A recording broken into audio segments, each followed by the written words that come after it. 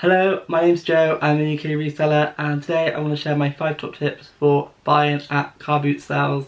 So the first tip is to obviously get there early. When I get to a Carboot sale, I aim to get there as early as possible, because obviously the best stuff is always put out first. I usually find that when people are doing Carboot sales, they want to get there as early as possible to sell their stuff so they can get out of there as soon as possible and make as much money as possible. So I always find that if I buy at a car boot sale, the better stuff is always at the start of the car boot, and the ones that come later on in the day are the ones who've just got like a few bits they want to get rid of, and they're not as fussed about, you know, making so much money. That's not to say you can't buy things after, you know, you've been around several times. I picked up things which, you know, normally would have gone. Sometimes things do, you know, people do take things out of their car later on in the day, but in my opinion the best things always come at the start of the car boot, so I always get there as early as possible. The second thing is take lots of bags, take lots of, you know, if you're at a car boot sale, take lots of bags to carry things, because most of the time they give you like a cheap bag or a bag which breaks, because it's been in their garage for like 20 years. So the best thing to do is always take strong bags. I use Bags for Life, they're like Sainsbury's ones because they're really strong and they're pretty big. I also take a backpack. I used to take a messenger bag, but the backpack actually carries a little bit more.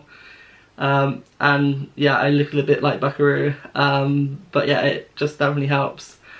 Obviously if you use a car, you can take things back to the car, but I take public transport, so I do carry a lot of bags, and yeah, it's easier to carry 2 bags than, you know, lots of little carrier bags. So my third top tip is to go to the car boot with lots of loose change. You know, get lots of small notes, as small as possible. I always go to the post office in the morning and break up about £100 in £5 notes and £20 worth of pound coins.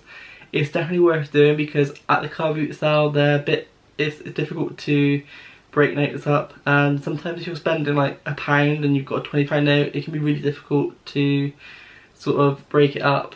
So it's definitely worth taking lots of change, and even if you don't spend all that money, you can sort of save it for next time or just, you know, use it throughout the week. So my fourth top tip is to haggle at car boot sales. Haggling kind of comes along with the territory of a car boot, and most people kind of expect it.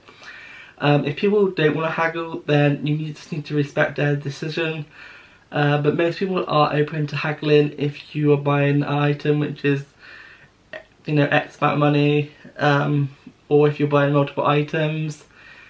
The best way of doing it is to be very general. Just say how much are the DVDs, how much are the teddies, and don't be specific in the one that you want.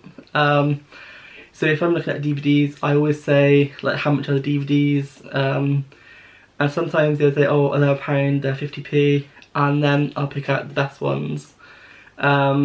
Sometimes, like if there's a soft toy, then, you know, they say sometimes there's, you know, there's a mixture, and sometimes they say, oh, they're 50p, the big ones are £1, and then I kind of adjust how I'm gonna take it by there.